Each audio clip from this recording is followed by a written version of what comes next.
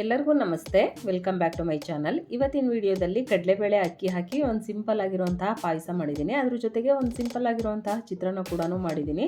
ತುಂಬಾ ಟೇಸ್ಟಿಯಾಗಿರುತ್ತೆ. ಹೊಸದಾಗಿ ಅಡುಗೆ ಮಾಡೋರಾಗಲಿ ಅಥವಾ ಅಡುಗೆ ಬರಲ್ಲ ಅನ್ನೋರಾಗಲಿ ಆರಾಮಾಗಿ ಮಾಡ್ಕೋಬೋದು. ಹಬ್ಬ ಅಥವಾ ವಿಶೇಷ ಅಂತ ಅಂದಾಗ ಕೂಡ ಈ ಅಡುಗೆ ಮಾಡಿಕೊಂಡ್ರೆ ತುಂಬಾ ಚೆನ್ನಾಗಿರುತ್ತೆ. ನೀವು ಒಂದು ಸಲ ಟ್ರೈ ಮಾಡಿ ನೋಡಿ. ಇವಾಗ ಕಡಲೆಬೇಳೆ ಪಾಯಸ ಹೇಗೆ ಮಾಡೋದು ಅಂತ ನೋಡೋಣ ಬನ್ನಿ. ಕಡಲೆಬೇಳೆ ಪಾಯಸ ಮಾಡ್ಕೊಳ್ಳೋದಕ್ಕೆ ಮೊದಲಿಗೆ ಒಂದು ಚಿಕ್ಕ ಲೋಟದಲ್ಲಿ 1-2 ಲೋಟದಷ್ಟು ಕಡಲೆಬೇಳೆ, ಒಂದು ಅರ್ಧ ಲೋಟದಷ್ಟು ಅಕ್ಕಿ, ಎರಡನ್ನೂ ಒಂದು ಅರ್ಧ ಗಂಟೆ ಮುಂಚೆ ನೆನೆಸಿ ಇಟ್ಟಿದ್ದೀನಿ. ಇವಾಗ ನೆನೆಸಿದಂತಹ ಕಡಲೆಬೇಳೆನ ಚೆನ್ನಾಗಿ ತೊಳ್ಕೊಂಡು ಅದನ್ನು ಒಂದು ಕುಕ್ಕರಿಗೆ ಹಾಕಿ, ಏನು ಬೇಳೆ ಅಕ್ಕಿ ತೊಗೊಂಡಿದ್ದೀವೋ ಅದರ 2ರಷ್ಟು ನೀರು ಹಾಕಿ ಕುಕ್ಕರ್ನಲ್ಲಿ ಒಂದು 2ರಿಂದ 3 ವಿಸಲ್ ಆಗೋವರೆಗೂ ಚೆನ್ನಾಗಿ ಬೇಯಿಸ್ಕೋಬೇಕು. ಏಕೆಂದರೆ ಕಡಲೆಬೇಳೆ ಸ್ವಲ್ಪ ಬೇಯೋದು ಲೇಟು, ಹಾಗಾಗಿ ಒಂದು 2ರಿಂದ 3 ವಿಸಲ್ಲು ಕೂಗಿಸ್ಕೊಂಡ್ರೆ ಚೆನ್ನಾಗಿ ಬೇಯುತ್ತೆ. ನಂತರ ಒಂದು ಮಿಕ್ಸಿ ಜಾರಲ್ಲಿ ಒಂದು ಅರ್ಧ ಬಟ್ಲಷ್ಟು ಹಸಿ ಕಾಯಿ ತುರಿ, ಒಂದು ಅರ್ಧ ಟೇಬಲ್ ಸ್ಪೂನಷ್ಟು ಶುಂಠಿ ಏಲಕ್ಕಿ ಪೌಡರು. ಈ ಶುಂಠಿ ಏಲಕ್ಕಿ ಪೌಡರನ್ನು ಒಲೆ ಮೇಲೆ ಸ್ವಲ್ಪ ಬಿಸಿ ಮಾಡಿಕೊಂಡು ಪುಡಿ ಮಾಡ್ಕೊಂಡಿರೋ ಅಂಥ ಪುಡಿ ಇದು. ನಂತರ 1 ಟೇಬಲ್ ಸ್ಪೂನಷ್ಟು ಗಸಗಸೆ, ಇಷ್ಟನ್ನು ಹಾಕಿ ನುಣ್ಣಗೆ ರುಬ್ಕೋಬೇಕು. ಸಾಮಾನ್ಯವಾಗಿ ಬೇಳೆಯಿಂದ ಮಾಡಿದ ಎಲ್ಲ ಸಿಹಿ ಪದಾರ್ಥಗಳಿಗೂ ಈ ಒಣ ಶುಂಠಿ ಪುಡಿ ಮತ್ತು ಏಲಕ್ಕಿ ಪೌಡರ್ನ ಹಾಕ್ತಾರೆ. ಒಣ ಶುಂಠಿ ಮಾರ್ಕೆಟಲ್ಲೆಲ್ಲ ಸಿಗುತ್ತೆ, ಅದನ್ನು ತಂದು ಸ್ವಲ್ಪ ಬಿಸಿ ಮಾಡಿ ಅದ್ರ ಜೊತೆ ಏಲಕ್ಕಿ ಹಾಕಿ ಪೌಡ್ರ್ ಮಾಡಿ ಇಟ್ಕೊಂಡ್ರೆ ಯಾವಾಗಲೂ ಬಳಸ್ಕೋಬೋದು ಈ ಥರದ ಪದಾರ್ಥಗಳಿಗೆ. ನಂತರ ಇವಾಗ ಬೇಳೆ ಕೂಡ ಚೆನ್ನಾಗಿ ಬೆಂದಿದೆ.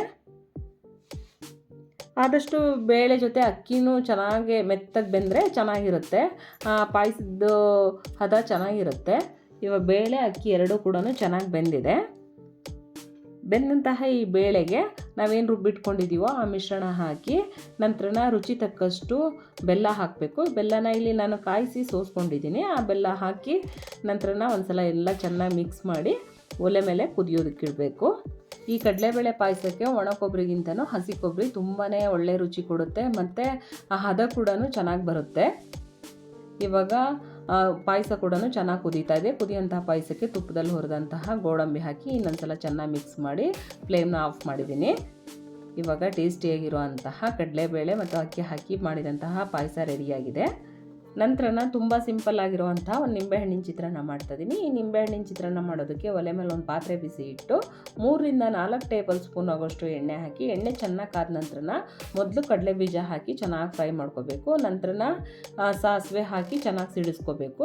ಸಾಸಿವೆ ಎಲ್ಲ ಸಿಡ್ದಾದ ನಂತರ ಕಡಲೆಬೇಳೆ, ಉದ್ದಿನಬೇಳೆ, ಹೆಸರು ಬೇಳೆನ ಒಂದು ಅರ್ಧ ಟೇಬಲ್ ಸ್ಪೂನ್ ಹಾಕಿ ಚೆನ್ನಾಗಿ ಫ್ರೈ ಮಾಡ್ಕೋಬೇಕು. ಬೇಳೆ ಎಲ್ಲ ಚೆನ್ನಾಗಿ ಫ್ರೈ ಆದ ನಂತರ ನಮಗೆ ರುಚಿಗೆ ಎಷ್ಟು ಬೇಕೋ ಅಷ್ಟು ಹಸಿಮೆಣಸಿನ್ಕಾಯಿ, ನಂತರ 1 ಎಸಳಷ್ಟು ಕರಿಬೇವು ಹಾಕಿ ಚೆನ್ನಾಗಿ ಫ್ರೈ ಮಾಡ್ಕೋಬೇಕು. ನಂತರ ಸ್ವಲ್ಪ ಅರಿಶಿನ, ಸ್ವಲ್ಪ ಉಪ್ಪು ಹಾಕಿ ಇನ್ನೊಂದ್ಸಲ ಚೆನ್ನಾಗಿ ಫ್ರೈ ಮಾಡಿಕೊಂಡು ನಂತರ ಕೊನೆಯಲ್ಲಿ ಒಂದು 3 ಟೇಬಲ್ ಸ್ಪೂನಷ್ಟು ಹಸಿ ಕಾಯಿ ತುರಿ ಹಾಕಿ ಒಂದು ಸಲ ಚೆನ್ನಾಗಿ ಮಿಕ್ಸ್ ಮಾಡಿಕೊಂಡು ಫ್ಲೇಮ್ನ ಆಫ್ ಮಾಡಬೇಕು.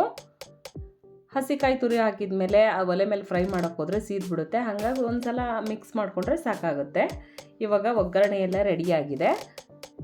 ನಮಗೆ ಅನ್ನಕ್ಕೆ ಎಷ್ಟು ಬೇಕೋ ಅಷ್ಟು ಒಗ್ಗರಣೆ ಹಾಕ್ಕೊಂಡು ಚೆನ್ನಾಗಿ ಒಂದು ಸಲ ಮಿಕ್ಸ್ ಮಾಡ್ಕೋಬೇಕು. ಒಂದು ವೇಳೆ ಉಪ್ಪು ಕಡಿಮೆ ಆಯಿತು ಅಂದರೆ ಇನ್ನೊಂದು ಸಲ ಉಪ್ಪು ಸೇರಿಸ್ಕೊಂಡು ಚೆನ್ನಾಗಿ ಮಿಕ್ಸ್ ಮಾಡಿಕೊಂಡು ಕೊನೆಯಲ್ಲಿ ನಿಂಬೆ ರಸ ಮತ್ತು ಕೊತ್ತಂಬರಿ ಸೊಪ್ಪು ಸಣ್ಣದಾಗಿ ಹೆಚ್ಚಿರೋವಂಥದ್ದು ಹಾಕಿ ಚೆನ್ನಾಗಿ ಮಿಕ್ಸ್ ಮಾಡಿಕೊಂಡ್ರೆ ಸಖತ್ ಟೇಸ್ಟಿಯಾಗಿರುವಂತಹ ನಿಂಬೆಹಣ್ಣಿನ ಚಿತ್ರಾನ್ನ ರೆಡಿ ಆಯಿತು.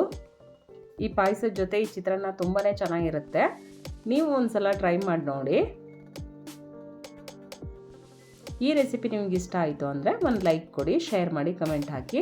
ವೇದಜನನಿ ಚಾನಲ್ಗೆ ಸಬ್ಸ್ಕ್ರೈಬ್ ಆಗದೆ ನೋಡ್ತಾ ಇದ್ದೀರಾ ಅಂದರೆ ಸಬ್ಸ್ಕ್ರೈಬ್ ಆಗಿ ನೋಡಿ. Thank you, bye.